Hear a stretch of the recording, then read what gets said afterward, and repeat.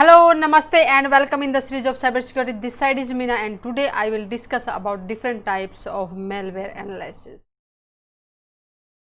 Malware is a program, we can say. It can be a software. When it runs on our device, create some malicious activity. It can also execute some other softwares. Okay, it can run some services.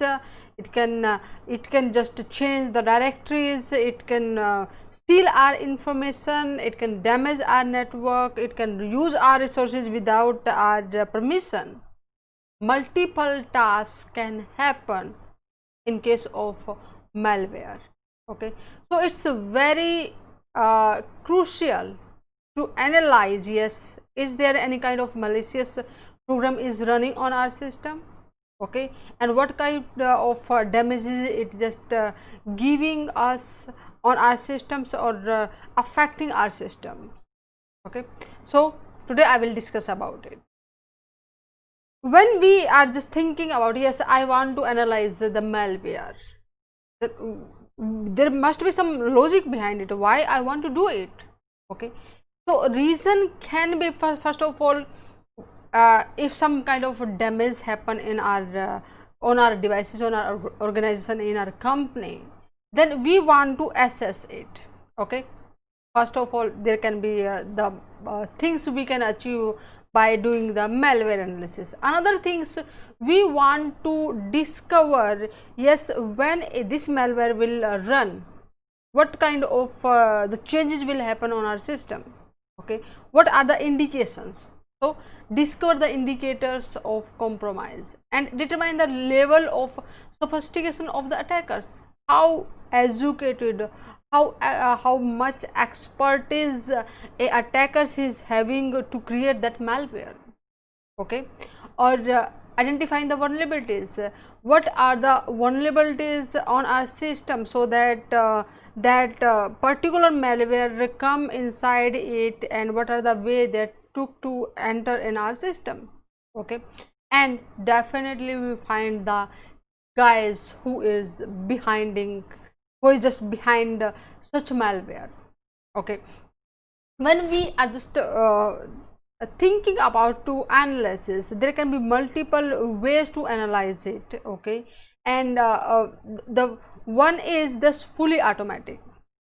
For example, say we have a software, okay, or we can say malware, and we want to find out whether this is normal legitimate software or a malware.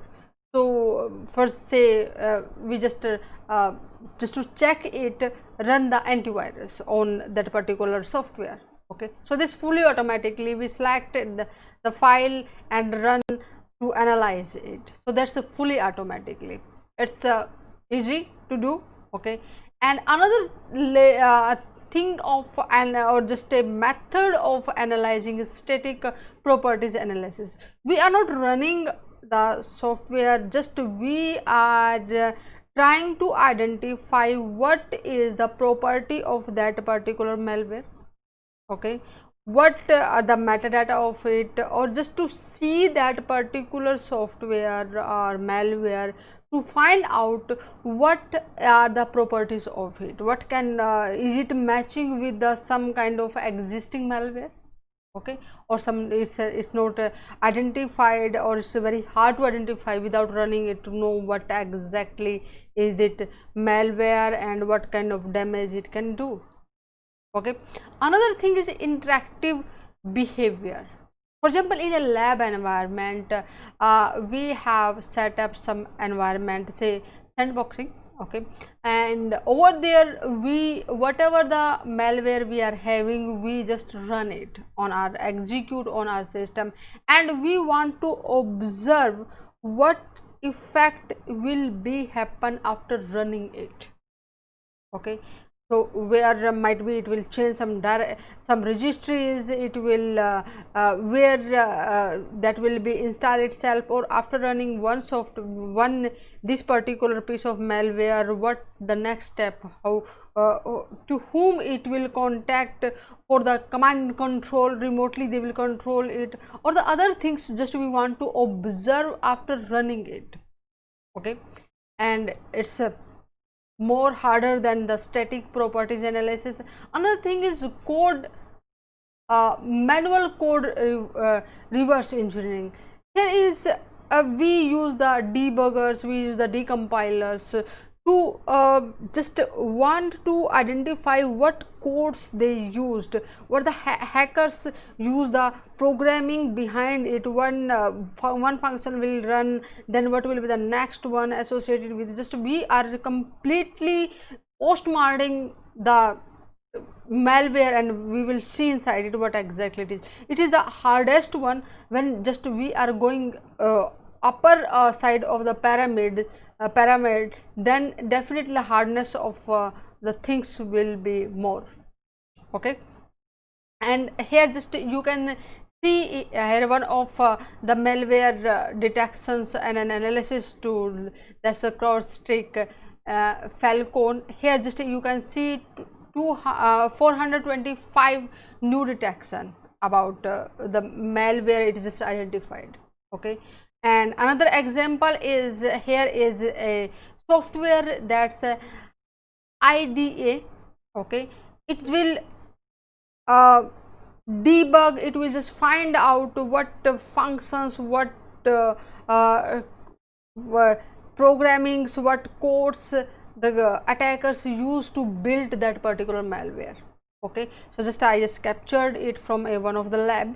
Okay, just you can see here it's just showing is the different functions name. Okay, when you click on that one, it will just show you inside it. If you know the programming very well, you can identify, yes, these are the function one. After one function it will call the another function, and this will be the code will execute after it. Okay, another example is the SolarWinds security event manager, which will just show you like these are the viruses or the malwares is just identified. You can see here there are the virus attacks, 5 different type of virus attacks, and they just quarantine those files. Okay, and that's detected on the particular IP address, and this is the time periods they detected. So there are the multiple ways we can identify, yes, this is the malware. Okay, what are the indicate of compromise, what type of damage they can perform on our systems, we can just identify. Okay, with the help of the McAfee Enterprise Security Managers, you can also see here just it's showing you the different malware activity on the local machines, or other things just you can see it, or severity level of those malware, it will just show you in the dashboard. Follow me on the Cybersecurity Prism and get the notification for the next interesting and informative session. Share that session with your friends and group members so that they will be able to understand about different kind of malware analysis methods. Okay, and in the next session I will discuss about are you using correct wireless security standards. If not, then definitely attacks can happen on your devices. Namaste. See you in the next session.